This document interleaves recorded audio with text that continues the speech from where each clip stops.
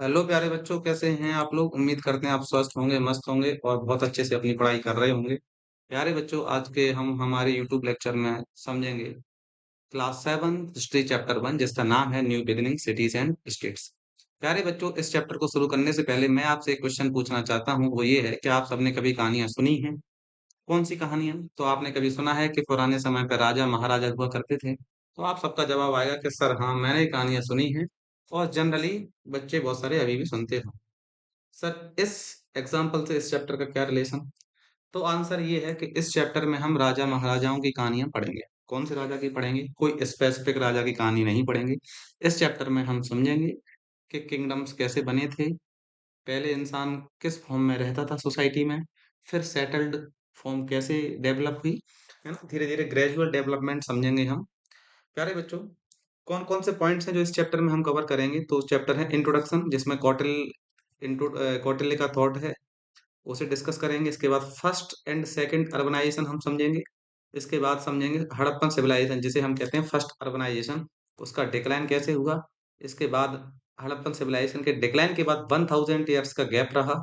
इसके बाद में सेकंड अर्बनाइजेशन जो है उसका राइज होता है ना। कहाँ पे होती है? Ganga plain and Indus basin. ठीक है। इसके बाद इसके सोर्स ऑफ एविडेंसेस क्या क्या हैं, हम इन पे भी चर्चा करेंगे। और इसके बाद हम समझेंगे जनपद एंड महाजनपद को। जनपद एंड महाजनपद, तो जनपद और महाजनपद जो हैं उनको समझेंगे। इसके बाद समझेंगे system of governance. System of governance means monarchial state. ठीक है। उस समय जो इंडस वैली सिविलाइजेशन में या जो सेकंड अर्बनाइजेशन है, इसमें कौन सा फॉर्म ऑफ गवर्नमेंट चलता था, है ना। तो मोनार्कियल चलता था, मगध, कौशल, वत्स, अवंती। इसमें हम समझेंगे कि जो रिपब्लिक रूट्स हमें मिलती हैं, रिपब्लिक जो गवर्नेंस है, form of governance, Republic system, ये कौन कौन से महाजनपद में चलता था, है ना। तो मोनार्कियल फॉर्म भी हमें देखने को मिलता है और रिपब्लिक फॉर्म भी देखने को मिलता है। ठीक है। तो रिपब्लिक कहाँ कहाँ देखने को मिलता है, इसका भी डिस्कस करेंगे। इसके बाद हम समझेंगे गण क्या होते हैं, संघ क्या होते हैं, अर्ली रिपब्लिक्स कौन कौन से थे, वज्जी और मल्ल, थोड़ा सा अपन इनको भी देखेंगे। इसके बाद सभा समिति क्या होती है, इस पर चर्चा करेंगे, है ना। इसके साथ में ही हम समझेंगे कि इस पीरियड में इनोवेशंस कौन कौन से हुए। जैसे इस पीरियड की सबसे बड़ी खासियत थी कि इसमें किसकी खोज हो गई थी? आयरन की, है ना। सब पहले टूल्स चलते थे कॉपर के, और कॉपर के बाद ब्रॉन्ज के। लेकिन ये जो सेकंड अर्बनाइजेशन है, इसका सबसे बड़ा फीचर है कि अब जो टूल्स चलने लगे थे, वो किसके थे? Iron tools. यानी कि आयरन की डिस्कवरी हो चुकी थी। तो आयरन की डिस्कवरी ने सिग्निफिकेंट चेंजेस लेके आए उस टाइम पीरियड में, जिसकी वजह से इसे कहा जाने लगा सेकंड अर्बनाइजेशन। इसके बाद हम समझेंगे इंट्रोडक्शन ऑफ कॉइन्स, पंचमाह कॉइन। सबसे पहले जो इंडिया में कॉइन से शुरू हुए वो पंचमाह कॉइन थे। ठीक है। फिर समझेंगे growth of trade and warfare, कि लोग कैसे एक्सपांशनरी पॉलिसीज पे बढ़ने लगे थे, एक दूसरे किंगडम पे अटैक करने लगे थे, धीरे धीरे जनपद महाजनपद में तब्दील हो गए। ट्रेड का ग्रोथ कैसे होता है, हम ये समझेंगे। ट्रेड का ग्रोथ कैसे होने का मतलब है कि दो रूट्स हुआ करते थे, बेसिकली उनके बारे में चर्चा करेंगे।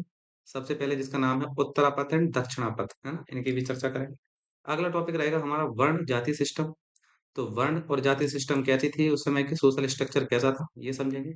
इसके बाद और कहीं कहाँ डेवलपमेंट्स हो रहे थे नॉर्दर्न इंडिया के अलावा, तो हम समझेंगे कि साउथ इंडिया में कौन कौन से किंगडम्स ग्रो कर रहे थे। ठीक है। कलिंगा, है ना, कलिंग में ये जो कलिंगा एंशियंट किंगडम था, ये कैसे ग्रो कर रहा था, इन सारे पॉइंट्स पर अपन चर्चा करेंगे, है ना। चलो, तो शुरू करते हैं। शुरू करने से पहले टाइमलाइन पे हम नजर डालते हैं। टाइमलाइन पे नजर डालते हैं। आपको सारी टाइमलाइन खुद से पढ़ लेना, लेकिन जहां सबसे पहले आपको देखना है वो यहाँ देखना है, ये वाला जो टाइम पीरियड है, ये वाला टाइम पीरियड है, यहाँ पे करना है peak height of first urbanisation, यानी कि इंडस वैली सिविलाइजेशन का टाइम पीरियड है। इंडस वैली देखो, इंडस वैली सिविलाइजेशन को समझने से पहले ध्यान रखो, पहले इंसान हंटर गैदरर्स हुआ करते थे, कोई सेटल्ड सोसाइटी नहीं थी। इंसानों का काम सिर्फ अपना पेट भरना था, सर्वाइव करना था, नथिंग मोर देन दिस, है ना। लेकिन धीरे धीरे जब एग्रीकल्चर का एक्सपांशन हुआ, लोग खेती करना सीखे, तो फिर धीरे धीरे इंसान नोमैडिक से, हंटर गैदरर से सेटल्ड लाइफ की तरफ आगे बढ़ गए, है ना। तो यही है कि जो 2600 से लेकर 1900 बीसी है, ये इंडस वैली सिविलाइजेशन का टाइम पीरियड है। ठीक है। Extensive urban civilisation across large area, है ना, बहुत बड़े एरिया में सिविलाइजेशन फैल गई थी। इसके बाद फिर इसका डिक्लाइन होता है। डिक्लाइन होने के बाद 1000 ईयर्स तक इसका गैप रहता है। 1000 ईयर्स के गैप रहने के बाद फिर यहाँ से महाजनपद और जनपद बनने शुरू हो जाते हैं। है ना? तो अप्रॉक्स की बात कर रहे हैं, अप्रॉक्स कितना गैप रहता है, 1000। तो आप देखो ये जो जनपद और महाजनपद बनना शुरू हुए थे, ये कब से हुए थे, 600 बीसी से, है ना? और ये इंडस वैली सिविलाइजेशन कब डिक्लाइन हो गई थी, 1900। बेसिकली ये डिक्लाइन हुई थी 1600 में। तो आप ध्यान रखेंगे यहाँ ये डिक्लाइन होने लगी थी इस वाले पीरियड में। चलो, ठीक है। इसके बाद आप देखें 600 से 300 बीसी, ये टाइम पीरियड किसका है, महाजनपद के राज का है। तो जो सदर्न किंगडम्स जिन्होंने ग्रो किया था, चूला चेरा पांड्या, तो वो उनका टाइम पीरियड क्या है, 400 से 300 बीसी। इसके बाद 300 बीसी के बाद एंड ऑफ महाजनपद। ठीक है, चलो। इसके बाद अभी जो हम चर्चा कर रहे थे, urbanisation, first urbanisation, second urbanisation, जिन बच्चों को ये नहीं पता कि रूरल एरिया और अर्बन एरिया में क्या डिफरेंस होता है, वो जरा यहाँ ध्यान से देखेंगे। देखो बेटा, अर्बन एरियाज में सेटलमेंट्स कैसे होते हैं, बड़े बड़े टाउन्स होते हैं, बड़े बड़े शहर होते हैं। ठीक है, बहुत सारे घर पास में होते हैं। बेसिकली आपने देखा मुंबई जैसा मेट्रोपॉलिटन सिटीज, बैंगलोर, जहाँ घर बहुत पास पास में हैं, गलियां बहुत छोटी सी हो गई हैं, जहाँ स्पेस नहीं है ना?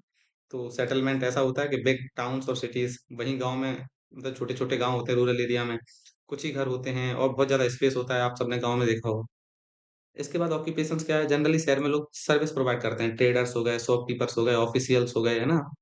आर्टिसंस, क्राफ्ट्समैन, यानी कि जितनी भी सर्विसेज प्रोवाइड करती हैं वो लोग कहाँ जनरली होते हैं, अर्बन एरियाज में। रूरल एरियाज में इसका एक्सप्लोरेशन थोड़ा कम है। रूरल एरियाज में आपको मेनली मिलेंगे फार्मर्स, किसान मिलेंगे, कैटल हर्डर्स, पशुपालक मिलेंगे, और जो छोटे मोटे काम करते हैं वो आपको कहाँ मिलेंगे, गाँव में मिलेंगे, है ना? मिलने को तो शहर में भी मिल सकते हैं, पर जनरली ये कहाँ मिलते हैं, गाँव में। इनके अलावा शहर में ये सब नहीं मिलेंगे, ऑफिशियल्स नहीं मिलेंगे, शॉपकीपर, ट्रेडर्स बहुत बड़े लेवल पे नहीं मिलेंगे। इंफ्रास्ट्रक्चर की बात करें तो शहरों में अच्छी सड़कें होती हैं, ड्रेनेज सिस्टम अच्छा होता है, अच्छे मार्केट होते हैं। ठीक है, गांव में आपने बहुत अच्छे बड़े मार्केट नहीं देखे होंगे। ठीक है, गांव में छोटी मोटी सड़कें रहती हैं, सिंपल रहें तो रहें, नहीं वो भी नहीं रहे, कच्चे कच्ची सड़कें रहती हैं, छोटी मोटी दुकानें रहती हैं। सोशल लाइफ की बात करें तो शहरों में कई सारे बैकग्राउंड के लोग रह रहे होते हैं, लेकिन गाँव में एक ही कम्युनिटी के बहुत सारे लोग रह रहे हैं। ठीक है? इसके बाद एजुकेशन की बात करें तो बहुत ज़्यादा मतलब स्कूलों की जो नंबर्स हैं, और क्वालिटेटिव एजुकेशन कहाँ मिलेगी? अर्बन एरियाज़ में। अर्बन एरियाज़ में क्वालिटेटिव एजुकेशन है, यही कारण है माइग्रेशन का कि लोग रूरल एरिया से कहाँ माइग्रेट करते हैं? अर्बन एरिया में। ठीक है? लिटरेसी रेट हायर रहती है अर्बन एरिया की, और स्कूल नहीं रहते हैं, ना के बराबर रहते हैं, स्कूल रहते हैं तो उनमें एफिशिएंसी नहीं है। इसलिए इनकी लिटरेसी रेट कैसी होती है? लो होती है। इसके बाद एडमिनिस्ट्रेशन की बात करें तो जो ऑफिशियल्स हैं उनके द्वारा एडमिनिस्टर किया जाता है स्टेट। बाकी गांव में पंचायत रहती हैं, सरपंच लोग रहते हैं। इसके बाद एक्टिविटीज, फेस्टिवल, ट्रेड्स हैं, इनके यहाँ ये एक्टिविटीज हैं। लाइफ स्टाइल क्या है, ये फास्ट मूविंग है, मोर चेंजेस हैं, न्यू आइडियाज रहते हैं, ये जनरली ट्रेडिशनल होते हैं, है ना? स्लो चेंजेस, गांव में धीरे धीरे चेंजेस आते हैं, और जो पुराने कस्टम रीति रिवाज चल रहे होते हैं ये प्रिजर्व रहते हैं। ठीक है, ये एक पिक्चर, इससे आप समझ लें कि ये जो इधर इस साइड वाला पिक्चर है, ये कौन सा है, अर्बन एरिया का है, जहाँ बहुत सारी बिल्डिंग्स हैं, कम गैप है, दुकानें हैं, व्हीकल्स ज्यादा हैं, और बहुत क्राउडेड है। बेसिकली क्या है, क्राउडेड। जनरली ये चीज यहाँ देखने को नहीं मिलेगी। अर्बन एरिया में घर बहुत क्लोज रहते हैं, और रूरल एरिया में जो मकान है ये थोड़े से गैप में रहते हैं, यहाँ पर फार्मिंग होती है। ठीक है, मेनली फार्मिंग होती है ना? बाकी ये पिक्चर्स हैं, यहाँ एग्रीकल्चर बड़ी लेवल पे प्रैक्टिस किया जाता है, यहाँ एग्रीकल्चर नहीं है। यहाँ बाकी जो सर्विस प्रोवाइडिंग वर्क्स हैं, आर्टिसंस, क्राफ्ट्समैन, वीविंग, ये सारी चीजें अर्बन एरियाज में देखने को मिलती हैं। ठीक है, तो आई होप कि आपको अर्बन और रूरल में डिफरेंस समझ में आ गया हो। आगे बढ़ते हैं चैप्टर पर। तो चैप्टर का जो इंट्रोडक्शन है उसमें लिखा हुआ है कौटिल्यास अर्थशास्त्र। क्या कह रहे हैं कि कौटिल्य कह रहे हैं कि एक राज्य को कौन सी चीजें स्ट्रॉन्ग बनाती हैं, है ना? तो सबसे पहली चीज क्या स्ट्रॉन्ग बनाएगी, fortified cities for production, for protection. देखो, फोर्टिफाइड सिटीज का मतलब होता है कि जैसे आपका शहर है, ठीक है, अब उस समय पे क्या चलता था, उस समय को अपने दिमाग में रखेंगे कि हम बहुत टाइम पहले की बात कर रहे हैं, कि जब लोग एक दूसरे किंगडम पे अटैक कर रहे होते हैं, तो सबसे आसान, सबसे और सबसे बेसिक और सबसे पहला तरीका क्या है, जैसे आप अपने किसी किंगडम को प्रोटेक्ट रखेंगे, तो यही है कि आप अपने पूरे शहर के चारों तरफ क्या है, सिटी, वो फोर्टिफाइड, फोर्टिफिकेशन कर देंगे, वॉल बना देंगे बड़ी बड़ी, जैसे अपन रैम्पार्ट बोलते हैं। क्या बोलते हैं, रैम्पार्ट। यानी कि बड़ी बड़ी दीवारें बना देंगे, जिससे सबसे पहला जो बेसिक काम होगा अपनी सिक्योरिटी के लिए हम वो करेंगे। ठीक है ना? तो इसे कहते हैं फोर्टिफाइड। इसके बाद फर्टाइल लैंड। एक मजबूत राज्य तभी होगा जब उसकी जमीन कैसी होगी, फर्टाइल होगी। जब लैंड फर्टाइल होगी तो उससे ज्यादा एग्रीकल्चर प्रोडक्टिविटी भी ज्यादा होगी, और जब एग्रीकल्चर प्रोडक्टिविटी ज्यादा होगी तो लोग खा पाएंगे अच्छे से, और वो चीजें बेच भी पाएंगे, जिससे उन्हें इकोनॉमिक प्रॉफिट भी होगा, है ना? और जब भी कभी क्राइसिस हो गई, फ्लड, ड्रॉट, ऐसी कंडीशंस आ गई, तो उसमें उनके लिए स्टॉक रहेगा। तो एक किंगडम स्ट्रॉन्ग होने के लिए क्या होना चाहिए? लैंड का फर्टाइल होना बहुत जरूरी है। इसके बाद नेचुरल रिसोर्सेस भी होने चाहिए, फॉरेस्ट भी होने चाहिए, है ना? फॉरेस्ट में बहुत सारी चीजें मिलती हैं, माइंस, कैटल्स, एलिफेंट्स, ये सारी चीजें होनी चाहिए। वाटर सोर्सेस होना चाहिए, है ना? कोई एक राज्य सर्वाइव कर, कोई राज्य क्या, कोई भी व्यक्ति सर्वाइव ही नहीं कर सकता जब तक उसके पास पानी नहीं होगा, है ना? तो पीने के लिए पानी भी होना चाहिए। Roads and waterways for communication, सड़कें होनी चाहिए ताकि उनका जो ट्रेड सिस्टम है, कम्युनिकेशन सिस्टम है, ये अच्छे से ग्रोथ कर सके। और प्रोडक्टिव इकोनॉमी हो, ट्रेड अच्छे से चल रहा हो, है ना? बहुत सारा सामान हो। तो बेसिकली ये सारे क्या है, फीचर्स हैं जो कौटिल्य बता रहे हैं। एक बार आप सब लोग इनको पढ़ लेना, इंपॉर्टेंट फीचर्स है। अब बढ़ते हैं अपन आगे स्लाइड्स। इंडस वैली सिविलाइजेशन की जो हमने बात करी थी, बेसिकली हमारे चैप्टर में हमको पढ़ना है सेकंड अर्बनाइजेशन, है ना? तो सेकंड अर्बनाइजेशन को पढ़ने से पहले हम पढ़ेंगे फर्स्ट अर्बनाइजेशन। एक बार नजर डाल देते हैं फर्स्ट अर्बनाइजेशन। फर्स्ट अर्बनाइजेशन ध्यान रखना, क्यों कहा है? क्योंकि इसमें कॉपर और ब्रॉन्ज के टूल्स बड़ी क्वांटिटी में यूज हो रहे थे। ठीक है सर, इससे पहले हो रहे थे स्टोन टूल्स। ठीक है, स्टोन टूल्स, है ना? लकड़ियां जो थी बेस्ट ये यूज हो रही थी। फिर इंडस वैली सिविलाइजेशन में किसकी खोज हो गई थी? कॉपर की। यानी सबसे पहला जो खोजा गया मेटल था वो कौन सा था? कॉपर था। ध्यान रखना, फैक्चुअल पॉइंट है। इसके बाद कॉपर, इसके बाद ब्रॉन्ज। ठीक है, तो इसे कहा गया फर्स्ट अर्बनाइजेशन। तो इंडस वैली सिविलाइजेशन को हम क्या कहते हैं? First urbanisation. कब फ्लरिश हुई? तो ध्यान रखना 2500 से 1900 ये पीक पे थी, जबकि डिक्लाइन इसका हो चुका था 1600 बीसी। कंप्लीटली डिक्लाइन हो चुका था। बीसी एडी में आई होप सबको अंतर पता होगा। ठीक है, कि जैसे अगर टाइम लाइन है तो अभी फिलहाल में हम चल रहे हैं एडी में। तो जो जीसस क्राइस्ट है इनके बर्थ से पहले का समय। इसके बाद ये एक्सपांसन कहाँ था? तो it was spread across north western India, है ना? नॉर्थ वेस्टर्न इंडिया का मतलब हरियाणा, जम्मू कश्मीर, पंजाब। ठीक है, और currently Pakistan, some part of Afghanistan में भी इसका एक्सपेंशन था। कौन कौन सी मेजर साइट्स थी? तो हड़प्पा, मोहनजोदारो, लोथल, धोलावीरा, कालीबंगन, ये गुजरात में है। ठीक है, कालीबंगन, तो ये मतलब मेजर साइट्स थी। अब आप पहले इसका एक्सपांशन देख लो कहाँ था। ये आप ही मैप देख रहे हैं इंडिया का, तो इंडिया का ये नॉर्थ वेस्टर्न पार्ट, कौन सा पार्ट है? North western. जैसे सूरतगल आप देख रहे हैं, ये अफगानिस्तान में है। ठीक है, सुतकांगीडोर। फिर अपने आ जाओ गुजरात में लोथल। ठीक है, चनहुदड़ो, कालीबंगा, बनवाली। ठीक है, रोपड़। तो ये क्या है? इंडस वैली सिविलाइजेशन के मेजर साइट्स, है ना? तो पूरे कंट्री में इंडस वैली सिविलाइजेशन का एक्सपांशन अगर पूछा जाए तो आपका क्या आंसर आएगा? North western India. बोलो, बात समझ में आई? ठीक है, तो अब पढ़ते हैं आगे। तो इसके बाद इसके फीचर्स क्या क्या थे? कि इसमें अर्बन प्लानिंग बहुत वेल प्लान सिटीज थी, ग्रिड पैटर्न था, सड़कें सीधी थी, ड्रेनेज सिस्टम बहुत अच्छा था, फोर्टिफाइड एरिया था। ठीक है, पकी हुई ईंटों से मकान बने हुए थे, इकोनॉमिक लाइफ बहुत अच्छी चल रही थी, एग्रीकल्चर बहुत अच्छे लेवल पे थी, प्रॉस्परस थी, ट्रेड प्रॉस्परस था। इसके बाद हमारी सोसाइटी बहुत वेल डेवलप थी। कोई राजा महाराजाओं का कोई रूल नहीं दिखता था, है ना? जनता ही मालिक थी, जनता का ही शासन था। और इसके बाद में धीरे धीरे डिक्लाइन हो गई बाई 1900 बीसी, जो 1600 बीसी में कंप्लीटली हो गई। कारण क्या रहे किसी को पता नहीं, अननोन कारण है। पर जो संभावित कारण है, जो प्रोबेबल रीजंस हैं, वो बताए जाते हैं कि बाढ़ आई होगी इंडस रिवर में इसलिए। कुछ लोग कहते हैं कि नदियों का रास्ता बदल गया, इस वजह से सिविलाइजेशन डाउन हो गई। ट्रेड घट गया था तो लोगों को इकोनॉमिक कंडीशन बहुत डाउन हो गई इस वजह से। तो ये सारे पॉसिबल चेंजेस हैं। तो लेकिन जो सबसे ज्यादा मान्य जो चैलेंजेस है, यानी कि अप्रूव्ड जो है, वो माना जाता है इकोलॉजिकल चेंजेस, यानी कि कहीं ना कहीं एनवायरनमेंट में ऐसे चेंजेस रहे होंगे जिसकी वजह से उनके यहाँ की जो सिविलाइजेशन है वो डिक्लाइन हो गई। आई बात समझ में? तो एक बार आप पढ़ लेना कि इसका टाइम पीरियड क्या था, फर्स्ट सिविलाइजेशन इसको क्यों कहते थे, और इसमें इकोनॉमिक लाइफ, सोसाइटी, कल्चर कैसे ग्रो कर रहा था, इसका डिक्लाइन कैसे हुआ। ठीक है, जब ऐसा इसका डिक्लाइन हुआ तो इसके बाद 1000 ईयर तक, सॉरी 1000 ईयर तक का बेटा इसमें गैप रहा। ठीक है, गैप रहा। तो इसके बाद कुछ ही टाउन्स एग्जिस्ट करते थे। ठीक है, but no large scale city, कोई बड़ी सिटीज एग्जिस्ट नहीं करती थी। जैसे इंडस वैली सिविलाइजेशन में हड़प्पा बहुत बड़ी सिटी थी, सबसे बड़ी सिटी थी हड़प्पा। हड़प्पा थी, लोथल थी, मोहनजोदारो, कालीबंगन, है ना? तो ये सारी सिटीज एग्जिस्ट करती थी। पर अब ऐसी कोई सिटी एग्जिस्ट नहीं करती, कोई छोटी मोटी सिटीज एग्जिस्ट करती थी, बड़ी सिटी, बड़े टाउन सारे खत्म हो चुके थे। इसके बाद 1000 ईयर्स के बाद 1 मिलेनियम बीसी में सेकंड अर्बनाइजेशन कहाँ से शुरू होती है? गंगा प्लेन और इंडस बेसिन, उसी एरिया से शुरू होती है। और इसके सोर्सेस कौन कौन से हैं इसके बारे में अभी अपन डिटेल में चर्चा करेंगे। लेकिन इन सबको जानने के सोर्सेस कौन कौन से हैं? तो देखो, सोर्सेस हिस्ट्री के जानने के आर्कियोलॉजिकल होते हैं, लिटरेचर सोर्सेस होते हैं, अब आर्कियोलॉजिकल सोर्सेज में हमें टूल्स मिले होंगे, पॉटरीज मिली होंगी, ठीक है, पॉट्स मिले होंगे, तो ये सारे क्या हैं, आर्कियोलॉजिकल सोर्स हैं, basically remains of the past हैं। क्या है कि जो पास्ट में जो लोग चीजें यूज कर रहे थे, अगर वो अभी तक बची रह गई, है ना, तो इन्हें बोलते हैं रिमेन्स ऑफ द पास्ट, तो ये हमारे क्या बन जाते हैं, आर्कियोलॉजिकल सोर्स। बोलो बात समझ में आई।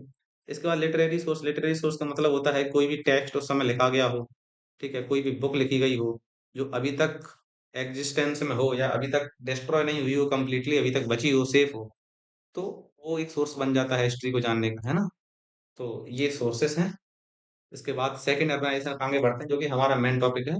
इसका है कि refers to second major phase of city life, यानी कि सिटी लाइफ का सेकंड मेजर फेज है। सबसे पहला सिटी लाइफ का कौन सा फेज था, इंडस। सेकंड फेज कौन सा है, ये हमारा सेकंड अर्बनाइजेशन, है ना, आफ्टर हड़प्पन या फर्स्ट अर्बनाइजेशन। फर्स्ट अर्बनाइजेशन कौन सी सिविलाइजेशन थी, हड़प्पन सिविलाइजेशन, ध्यान रखना। टाइम पीरियड क्या है, तो अगर during first millennium BC 600 BC onwards, यानी कि देखो 2500, अगर हम टाइम लाइन ड्रॉ करें तो 2500 से यहाँ से था, यहाँ से चलते रहे, यहाँ आए 1600 तक, तो कम्प्लीटली डिक्लाइन हो गई कम्प्लीटली। फिर हम आगे बढ़े तो 1000 ईयर्स के लगभग गैप में 600 से यहाँ से जो सिविलाइजेशन शुरू होती है, या यहाँ से जो टाइम पीरियड शुरू होता है, उसके हम बोलते हैं सेकंड अर्बनाइजेशन। बोलो बात समझ में आई, है ना। यानी कि सेकंड कितना गैप था इनमें, 1000 ईयर्स का। तो 600 बीसी ऑनवर्ड से कौन सा फेज शुरू होता है, सेकंड अर्बनाइजेशन का, ध्यान रखना ये टाइम पीरियड। कहाँ पे थी, तो जनरली उसी जगह थी, गंगा प्लेन्स में, है ना। गंगा प्लेन्स का मतलब कि अगर जहाँ से गंगा निकलती है ना, जहाँ से गंगा यूपी बिहार वाला जो रीजन है वहां से फ्लो होती है, तो वो वाले जो रीजन था वहां पे फ्लरिश करती है। साउथ इंडिया में नहीं थी ये भी, है ना। इसके बाद कॉजेस कौन कौन से थे, अभी धीरे समझेंगे। बस अभी इतना समझ लो, फर्टाइल गंगा प्लेन, है ना, गंगा का प्लेन बनता है यहाँ पे, जिसकी वजह से सॉइल में मॉइस्चर रहती है, और एग्रीकल्चर बहुत सरप्लस रहता है, ठीक है। मैंने अभी जस्ट बताया था कि सेकंड अर्बनाइजेशन का सबसे बड़ा फीचर है कि आयरन टूल्स डिस्कवर हो चुके थे। तो आयरन टूल्स की वजह से फार्मिंग अच्छी होने लगी, खेती आसानी से की जाने लगी, युद्ध आसानी से लड़े जाने लगे, जीते जाने लगे, है ना। तो iron tools improved farming and warfare. Expansion of trade routes, Uttarakhand और दक्षिणापथ जैसे रास्ते डिस्कवर हो चुके थे, या जनरली ये रूट्स बन गए थे ट्रेड करने के लिए। इसके बाद अगला है कि जो जनपद और महाजनपद जैसे जो स्टेट थे, बड़े बड़े स्टेट्स, इनका राइज होने लगा था। तो जनपद का क्या मतलब है, तो small state rule by clean leader, generally छोटे से एरिया रहते हैं। और इसके बाद महाजनपद, ये बड़े एरिया रहते हैं, टोटल 16 महाजनपद से ध्यान रखना है एंशियंट टाइम। तो कौन कौन से थे, मगध, कौशल, वत्स, अवंती, वज्जी, गांधार, अंग, है ना। और इनकी जो कैपिटल्स थी वो जनरली 45 सिटीज थी, यानी कि इनकी कैपिटल्स के कैसे सुरक्षित थी, रैम्पार्ट से, बड़ी बड़ी दीवारों से, खाइयों से, ठीक है। खाई का मतलब होता है कि चारों तरफ पानी भरा हो, बीच में शहर हो, ठीक है। तो ये है सेकंड अर्बनाइजेशन का ब्रीफ लुक। उसके बाद गवर्नेंस सिस्टम कैसा हुआ करता था, तो गवर्नेंस सिस्टम मोनार्की थी है ना, मोनार्की भी थी और रिपब्लिक भी थी। तो मोनार्की में हेरिडेटरी किंग होते हैं कि राजा का बेटा ही राजा बनता है, मंत्रियों में उनका बेटा मंत्री बनता है। और गण और संघ, ये जो रिपब्लिक थे, है ना, रिपब्लिक मतलब ना जनता इनके राजाओं को चुनती थी, ठीक है। अब असेंबली हुआ करती थी उस समय, जैसे सभा और समिति। अभी सभा समिति को भी हम समझेंगे। तो सभा समिति के पास पावर्स थी, है ना, डिसीजंस लेने की। जब सभा समिति के पास पावर्स होती है डिसीजंस लेने की, यानी कि राजा खुद से डिसीजन नहीं ले सकता, जब ऐसी सिचुएशन बनती है तो इसको हम बोलते हैं रिपब्लिक सिस्टम, है ना। इसके बाद इकोनॉमिक फीचर कौन कौन से थे सेकंड अर्बनाइजेशन में, बेसिकली जब ये सारी चीजें हो रही थी तो एग्रीकल्चर एक्सपांड कर ही रहा था, सरप्लस एग्रीकल्चर हो रहा था, इंडस्ट्रीज ग्रो कर रही थी। जब ट्रेड फ्लरिश हो रहा था, ट्रेड रूट्स के जरिए, उत्तरापथ और दक्षिणापथ के जरिए, तो कॉइन्स, या ये बोलें कि पंचमार कॉइन या अर्ली फॉर्म ऑफ मनी, इसका ओरिजिन शुरू हो चुका था, ओरिजिन हो चुका था। Cities become centres of commerce and market, और जो है वो फ्लरिश होने लगे थे बाजारों से। सोशल स्ट्रक्चर, सोसाइटी का क्या था कि समाज जातियों में बटा हुआ था, ठीक है। वर्ण सिस्टम क्या था कि समाज पहले 4 वर्णों में क्लासिफाई था, ब्राह्मण, क्षत्रिय, वैश्य और शूद्र। इनको भी अपन आगे डिस्कस करते हैं। पहले सबसे पहले अपन रीजन समझते हैं कि reason for the emergence of janapada and mahajanapada. सबसे पहली बात है कि पॉपुलेशन ग्रोथ। तो पॉपुलेशन ग्रो होने लगी थी, है ना। तो जब पॉपुलेशन ग्रो हुई तो सबसे पहले समझो फैमिलीज जब ग्रो होती हैं, फैमिलीज का जब साइज बढ़ता है तो क्लेन बनते हैं, क्या बनते हैं, क्लेन, बड़े बड़े परिवार, ठीक है। तो ये जो क्लेन थे, क्लेन बनने लगे थे, और क्लेन का जनरली एक लीडर हुआ करता था। वो एक छोटे से एरिया पर रूल करता था, जिसे अपन ने क्या क्या कह दिया बेटा, जिसे कहा जाता था जनपद। क्या कहा जाता था? जनपद। जनपद किसके द्वारा रूल किया जाता था? एक क्लेन के लीडर द्वारा। क्लेन क्या होते थे? बहुत सारे ग्रुप ऑफ फैमिलीज, पर हाँ कम, सेम फैमिली के मेंबर्स थे। सेम फैमिली के मेंबर्स का मतलब ऐसा होता है कि जो लोग हम जैसे जान जान परिचित के लोग हों, जो थोड़े रिलेटिव्स हों, है ना, जो रिलेटिव्स हों, जो जान परिचित हों, जिन्हें हम जानते हों, जिनसे हमारे रिलेशंस हों, अब वो कैसे भी रिलेशंस हों, फ्रेंडली रिलेशंस हों, कोई फैमिली रिलेशंस हों, तो जो किसी एक ग्रुप से रिलेट करते थे, है ना, तो वो एक क्लेन कहा जाता है। उस क्लेन का जो एक लीडर होता था, वो एक किसी एरिया पर रूल करता था, जिसे जनपद कहा गया। आई बात समझ में? तो देखो, as family grow village merge into larger units है। जब गांव मिलते गए तो ये क्या बन गया? जनपद बन गया, है ना। Over crowding in village encourage expansion and formation of new settlements. और कौन कौन से कारण थे? तो पॉलिटिकल फैक्टर्स हैं, सोशल फैक्टर्स हैं, कि कम्युनिटीज, जो कम्युनिटीज कब बनती है? कि जब बहुत सारी फैमिलीज मर्ज हो जाती हैं तो क्या बनती हैं? कम्युनिटीज। तो कम्युनिटीज बनने लगी थी किनशिप के बेसिस पे, क्लेन्स के बेसिस पे, ट्राइब्स के बेसिस पे। ठीक है। इसके बाद मिलिट्री फैक्टर्स, तो लैंड और रिसोर्सेस को कब्जाने के लिए एक ग्रुप, एक कम्युनिटी दूसरी कम्युनिटी पे अटैक करती थी, है ना। तो जो जीत जाता था, तो वो अपने हारी हुई कम्युनिटी को, या हारी हुई जो जनपद है उसको अपने में शामिल कर लेता था। ठीक है। और ऐसे ही जब जनपद बहुत सारे मिल जाते हैं तो क्या बन जाता है? महाजनपद। बोलो, बात समझ में आई? आगे बढ़ते हैं। ठीक है, लेकिन परिचय अभी भी पूरा नहीं हुआ है। पिक्चर अभी बाकी है मेरे दोस्त। पढ़ते हैं जनपद। तो जनपद क्या है? देखो, जनपद का जो राइज है वो शुरू हो गया था 1200 से 600 BC तक। छोटे छोटे स्टेट्स थे बेसिकली। तो जनपद का मतलब होता है कि जहां लोगों ने पैर रख दिए। पैर रखने का मतलब है जहां जहां लोगों ने अपना कब्जा कर लिया जमीन पे। ठीक है। जैसे कोई ये कम्युनिटी है, कोई ये ग्रुप है, तो उसने अगर इतने बड़ी एरिया में कब्जा कर लिया तो वो उसका क्या होगा? जनपद हो गया। अब इसी कम्युनिटी का कोई, इसी क्लेन का कोई एक व्यक्ति राजा बन जाएगा, जो क्या करेगा? रिप्रेजेंट करेगा। इसके बाद फॉर्म्ड आफ्टर वैदिक tribe settle in northern India. ये जनपद बाई वाज रूल्ड बाई ए राजा, है ना। तो ये बेसिकली जो जनपद हुआ करता है, ये किसके द्वारा रूल किया जाता है? राजा के द्वारा, किंग के द्वारा रूल किया जाता है। इसके बाद गवर्नेंस कैसी थी? सभा समिति जैसी असेंबली थी। लेकिन ये साइज में जनपद छोटे होते हैं। ठीक है। इकोनॉमी इनकी मेनली एग्रीकल्चर पर डिपेंड करती है, क्योंकि बहुत बड़े जनपद नहीं होते हैं, इसलिए बहुत ज्यादा ये फ्लरिश नहीं कर पाएंगे, है ना। ट्रेड रूट्स बहुत ज्यादा फ्लरिश नहीं कर पाएंगे। ट्रेड रूट्स सेटल होने के लिए बहुत बड़े बड़े किंगडम्स होने चाहिए, बहुत ज्यादा एरिया तुम्हारे पास होना चाहिए, जो कि जनपद में नहीं होता था। ठीक है। तो इनके जो ऑक्यूपेशंस थे basically agriculture, cattle rearing, hunting, है ना, लोकल ट्रेड। तो ये सारे जनपद के फीचर्स हैं। अब यही जनपद किस में बदल जाते हैं? महाजनपद में। फ्रॉम 600 BC से, है ना, ये महाजनपद का टाइम पीरियड ध्यान रखना। तो by 6th century BC smaller जनपद मर्ज। अब जो छोटे छोटे जनपद थे, ये मिल गए, और मिलने के बाद क्या बनाया? महाजनपद। तो महाजनपद का मतलब क्या है? जब छोटे छोटे जनपद मिल गए आपस में तो क्या बन गया? एक महाजनपद। बेसिकली आप आज के रेफरेंस में ऐसे समझ लो कि जो छोटे छोटे छोटे जो डिस्ट्रिक्ट हैं, जो छोटे छोटे डिस्ट्रिक्ट हैं, ये आपस में मिल जाते हैं क्या बनाने के लिए? स्टेट बनाने के लिए, है ना। तो ये वही कंडीशन थी कि पहले जो छोटे छोटे छोटे छोटे जनपद हुआ करते थे, ये आपस में मिल गए क्या बनाने के लिए? महाजनपद। अब बड़े क्यों बनते थे? बेसिकली बड़े इसलिए मिल जाते थे क्योंकि जितना बड़ा एरिया रहेगा, जितनी बड़ी मिलिट्री रहेगी, तो उतने ही पावरफुल उनकी टेरिटरी रहेगी, है ना। तो ऐसे 16 महाजनपद का हमें मेंशन, मतलब वर्णन मिलता है। 16 महाजनपद का हमें मेंशनड है कहाँ पे? बुद्धिस्ट और जैन टेक्स्ट में। बेसिकली भगवती सूत्र और अंगुत्तर निकाय, ये टेक्स्ट हैं, रिलीजियस टेक्स्ट। तो इनमें 16 महाजनपद मेंशन्ड हैं। ठीक है। तो अब सभा समिति की बात है, तो सभा समिति जो आप असेंबली अभी सुन रहे थे वो देख लो। सभा बेसिकली छोटी होती है समिति से, है ना। सिलेक्टेड लोग होते हैं, पढ़े लिखे लोग होते हैं, और ऐसा कहा जाता है कि इसमें 22 लोगों की ये मीटिंग है। 22 लोगों का मतलब जो बुद्धिमान लोग हैं सोसाइटी के। समिति में, समिति का साइज बड़ा है। सारे एडल्ट्स जितने भी रहते हैं मेल्स, वो सब समिति के पार्ट होते हैं। बेसिकली इन्हें हम कंपैरिजन कर सकते हैं सभा को राज्यसभा से आज के समय, और समिति को लोकसभा, है ना। राज्यसभा कहा जाता है कि उच्च सदन है, अपर हाउस है, और इसमें बहुत इंटेलेक्चुअल लोग बैठते हैं। इसका रोल क्या था? एडवाइजरी, है ना, जुडिशियल, कि जो न्यायिक कार्य थे, न्याय करने वाले, और जो सलाह देने वाले कार्य थे राजाओं को, तो वो कौन कौन करते थे? सभा। इसके बाद समिति, कानून बनाने का काम हो गया, डिसीजन मेकिंग का काम हो गया, ये कौन करता था? समिति। मेंबर्स कौन थे? समाज के बड़े बूढ़े लोग, और जो नॉबल्स थे, है ना, जो जिनका जो एलिट क्लास थी। बाकी समिति में सारे जो नागरिक थे वो सारे सभी के सब मेंबर्स थे। इसके बाद decisions reviewed and advice past major. Resolution generally ये सभा छोटी होती है, तो इनके जो डिसीजंस होते हैं रिव्यू कर लिए जाते हैं, आपस में एडवाइस्ड एडवाइस कर लिए जाते हैं, एक दूसरे से सलाह ले ली जाती है ना? लेकिन समिति चूंकि बड़ी होती है, इसलिए इनको पास करने के लिए, इनके डिसीजंस पास करने के लिए रेजोल्यूशन लाने पड़ते हैं, ठीक है?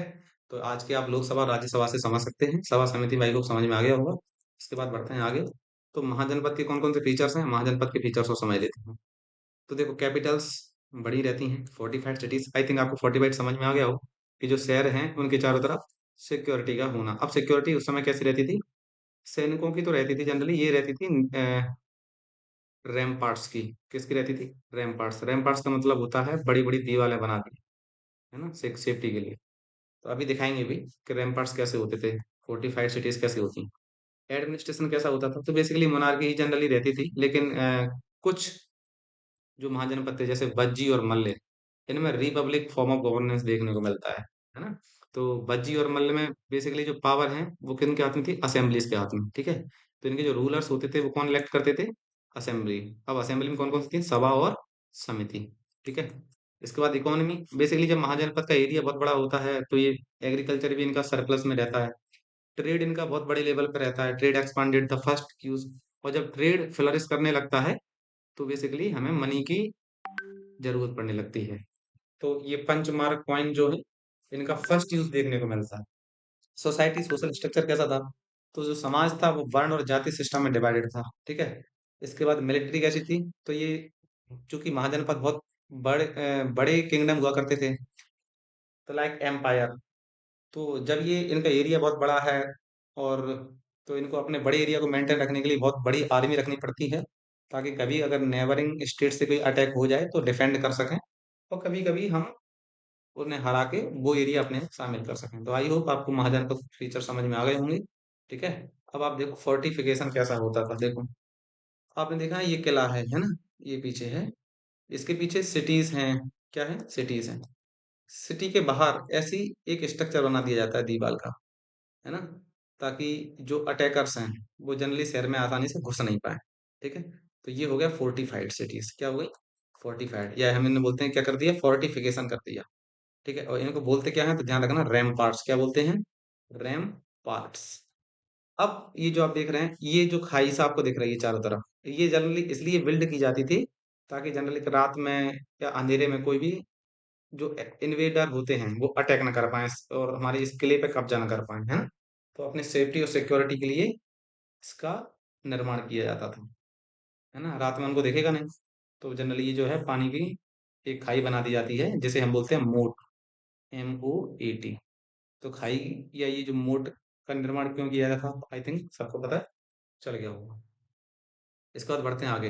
अब चैप्टर हमारा खत्म होने वाला है, थोड़ा सा बचा है, डेमोक्रेटिक ट्रेडिशंस, है ना। अभी हमने कहा कि जो महाजनपद थे उनमें बेसिकली हमें कौन सा फॉर्म ऑफ गवर्नेंस देखने को मिलता है, मोनार्की। लेकिन दो महाजनपद ऐसे थे, बज्जी और मल्ल, जिनमें हमें रिपब्लिक या डेमोक्रेटिक ट्रेडिशन देखने को मिलते हैं, ठीक है। जिनमें असेंबलीज होती हैं, सभा समिति, उनके हाथ में पावर होती है। तो इनके क्या है, नो सिंगल रूलर, कोई एक सिंगल रूलर नहीं होता है। डिसीजंस असेंबली और असेंबली के द्वारा बनाए जाते थे, है ना। असेंबली में सभा समिति होती है, काउंसिल ऑफ मिनिस्टर्स, है ना, जो मंत्री परिषद होती है, जो जितने भी मैटर्स होते हैं डेली अफेयर्स के वो उन्हें डील करती है।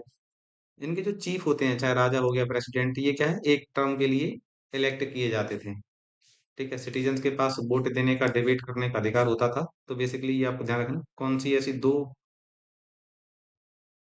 ऐसे दो महाजनपद थे जिनमें रिपब्लिक सिस्टम था, तो बज्जी और मल्ल, ठीक है। सिग्निफिकेंस क्या था कि पार्टिसिपेटरी गवर्नेंस है, और ये दिखाता है कि डेमोक्रेसी जो है, आज अमेरिका और जो यूरोपियन कंट्रीज हैं ये डेमोक्रेसी का डंका पीटती हैं पूरी दुनिया भर में। इनके लिए एक बहुत अच्छा एग्जांपल है कि आप जिस डेमोक्रेसी का डंका पीट रहे हैं, वो डेमोक्रेसी हम एंशियंट टाइम से लेते हुए चल रहे हैं, ठीक है। ध्यान रखना, हमारे यहाँ जो महाजनपद टाइम पे, यानी कि जब जीसस क्राइस्ट का जन्म भी नहीं हुआ था, उससे 600 साल पहले की बात बता रहे हैं, तब हमारे यहाँ पे डेमोक्रेसी के रूट्स देखने को मिलते हैं, ठीक है। तो ध्यान रखना, डेमोक्रेटिक ट्रेडिशन कौन कौन से दो महाजनपद में देखने को मिलते हैं, बज्जी और मल्ल में। वर्ण जाति सिस्टम अपने डिस्कस कर ही लिया है कि वर्ण जो है इसका मतलब होता है क्लास, ठीक है। चार वर्ण थे, ब्राह्मण जिसका काम था पढ़ाना, ठीक है, और पूजा करना। क्षत्रिय जो किंग्स और सोल्जर्स हुआ करते थे, है ना, ये मातृभूमि की और जनता की सुरक्षा करते थे। वैश्य जो थे वो ट्रेडर्स और फार्मर्स हुआ करते थे, बेसिकली ये जो है फार्मर थे, है ना, एग्रीकल्चर प्रैक्टिस करते थे, बिजनेस करते थे। इसके बाद शूद्रास, ये ऐसे लीस्ट क्लास मानी जाती थी, ये वर्कर्स क्लास है। ठीक है, इनका काम था कि तीनों जो क्लास है इनकी सेवा करना है ना। और फिर धीरे धीरे, पहले ये इतनी रिजिड नहीं थी, पहले ये व्यवस्था बहुत फ्लेक्सिबल थी, लेकिन over the period of time ये सिस्टम कैसा हो गया, रिजिड हो चुका। जाति का मतलब ये होता है कि कम्युनिटी, क्या मतलब होता है कम्युनिटी, जैसे अगर सारे लोग खेती का काम कर रहे होंगे तो क्या बोलेंगे, किसान जाति से है। ठीक है, बेसिकली जाति मीन्स कम्युनिटी और ग्रुप। तो people in one jati did the same kind of work, है ना, तो एक जाति के लोग एक ही काम करते हैं। जैसे अगर कोई पॉटर है ना, पॉटर इसका मतलब क्या है कि वो मटके बनाने का काम करता है। ठीक है, तो बहुत हजारों जातियां थी उस समय पे, है ना, और सबके अपने अपने काम थे। इसके बाद देखते हैं लास्ट टॉपिक हमारा, डेवलपमेंट एल्सवेयर इन इंडिया, कि जो नॉर्थ इंडिया में अभी एक्सपांशन हो रहा था, और जो नॉर्थ इंडिया में सेकेंड अर्बनाइजेशन का जो फेज हमने देखा, इसके साथ में और भारत के किसी भी हिस्से में कुछ सिग्निफिकेंट चेंजेस हो रहे थे, तो हो रहे थे जनरली जब गंगा रीजन में, जब महाजनपद और जनपद का राइज हो रहा था, तो कुछ पार्ट्स में भी चेंजेस हो रहे थे, जैसे ट्रेड रूट्स बनने लगे थे। ट्रेड रूट्स में दो रूट आपको याद रखने हैं, उत्तरापथ और दक्षिणापथ, है ना। तो उत्तरापथ जैसे बता रहा, उत्तरा का मतलब होता है नॉर्थ, कि जो नदर्न पार्ट को कवर करे हुए जो रास्ता है उसे बोलते हैं उत्तरापथ।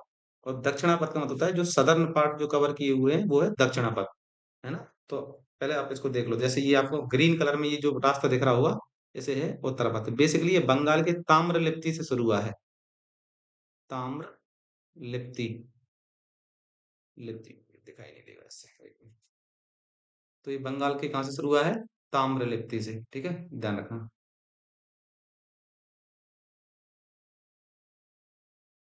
ताम्र लिप्ति, ताम्र लिप्ति। तो और अगर ताम्रलिप्ति याद ना रख सकते हो, याद रखना बंगाल से शुरू हुआ है ये पद, और कहाँ जाके खत्म होता है, तक्षशिला में। ठीक है, तो ये था उत्तरापथ, बंगाल से तक्षशिला। वहीं आपको जो रेड कलर में ये रास्ता दिख रहा होगा श्रावस्ती से, कहाँ से दिख रहा है, श्रावस्ती से प्रतिष्ठान, ये महाराष्ट्र में है आज के समय। तो श्रावस्ती से प्रतिष्ठान का जो रास्ता है, ये जो रूट है, इसे बोलते हैं दक्षिणापथ। और बंगाल से जो रूट चला जा रहा है, नॉर्थ को कनेक्ट कर रहा है, उसे बोलते हैं उत्तरापथ। ये मेजर ट्रेड सेंट मतलब ये रूट थे, है ना, ट्रेड के। और वहीं पे साउथ इंडिया में नए नए किंगडम्स इवॉल्व होना शुरू हो गए थे, जैसे चोल, चेर और ये पांड्या, है ना। ये आप देख रहे होंगे इंडिया का, सदर्न इंडिया का ये मैप है ना। तो यहाँ पे चोल, इधर चेर और इधर पांड्या। तो सदर्न इंडिया में भी किंगडम्स शुरू होने लगे थे, इवॉल्व होने लगे थे। ठीक है, अब जैसे है कि ग्रोथ ऑफ सिटीज, सिटीज का ग्रोथ होने लगा था, जैसे शिशुपालगढ़। शिशुपालगढ़ जो शहर है वो बेसिकली कलिंग, जो आपने सुना होगा, कलिंग एक किंगडम था, इसकी कैपिटल थी। ठीक है, तो शिशुपालगढ़ कहाँ है, उड़ीसा में। कलिंग उड़ीसा का पुराना नाम क्या है, कलिंग। तो कलिंग की कैपिटल थी शिशुपालगढ़। ये बेसिकली बड़ा शहर था। और ये 40, ये इसे कहते हैं the lost city, the lost city. तो ये जो शहर है, ये इंपॉर्टेंट शहर था ट्रेड के पर्सपेक्टिव से और फोर्ट्स के पर्सपेक्टिव से। जो सदर्न किंगडम्स थे साउथ इंडिया में, जैसे चोल, चेर, पांड्या, है ना, ये इमर्ज होना शुरू हो गए थे, इमर्ज होने लगे थे। बाकी evidences of sale gemstone metals और एविडेंसेस इनके हमें मिल ही जाते हैं। ठीक है, साउथ इंडिया में। इसके बाद आगे बढ़ते हैं, और कौन कौन से डेवलपमेंट्स हो रहे थे। तो कल्चरल डेवलपमेंट्स में क्या हो रहे थे कि लिटरेचर लिखा जाने लगे थे। ठीक है, आर्कियोलॉजिकल एविडेंसेस से हमें पता चलता है कि कौन कौन सी भाषाएं अलग अलग थी, जैसे तमिल भाषा थी। ठीक है, लोकल जो लैंग्वेज के बारे में, कस्टम्स के बारे में, ये पता चलने लगा था कि उस समय ये चीजें फ्लरिश थी, उस समय ये क्या बोलते हैं, उन समय इन चीजों का डेवलपमेंट होने लगा था। इसके बाद spread of goods and ideas, है ना। तो जब कोई भी राज्य इतने अच्छे लेवल पे फ्लरिश कर रहा हो, जिसमें ट्रेड रूट्स भी हैं, एग्रीकल्चर सरप्लस है, तो बेसिकली ये ग्लोबलाइजेशन की इससे शुरुआत हो जाती है। ठीक है, तो कनेक्टिविटी बढ़ जाती है।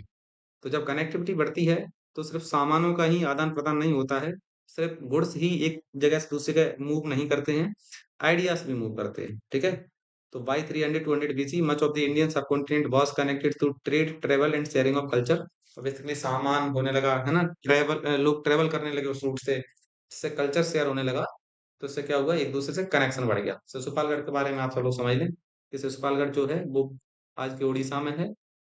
ठीक है, it was one the capital of Kalinga, जो कलिंगा किंगडम था उसकी कैपिटल थी।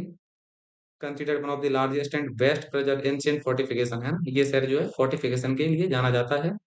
और इसको आप पढ़ लेना इसके बाद, है ना। तो इसके जो फोर्टिफिकेशंस थे, इनकी डिस्कवरी 1948 में हुई। बेसिकली अगर आप इतना भी याद नहीं रख पा रहे हैं तो इतना याद रखें, शिशुपालगढ़ जो शहर है वो एक एंशियंट सिटी है, कलिंग की कैपिटल है, और फोर्टिफिकेशन के लिए जानी जाती है। द लॉस्ट सिटी कहा जाता है इसे, ठीक है। और इसी के साथ हमारा चैप्टर हो गया finish. Thank you very much. I hope आपको चैप्टर समझ में आया हो। अगर किसी भी टॉपिक में डाउट है तो आप एक बार वीडियो को रिवाइंड करके फिर से देख लेना। होप के सारे टॉपिक्स आपको समझ आ जाएंगे। Thank you so much.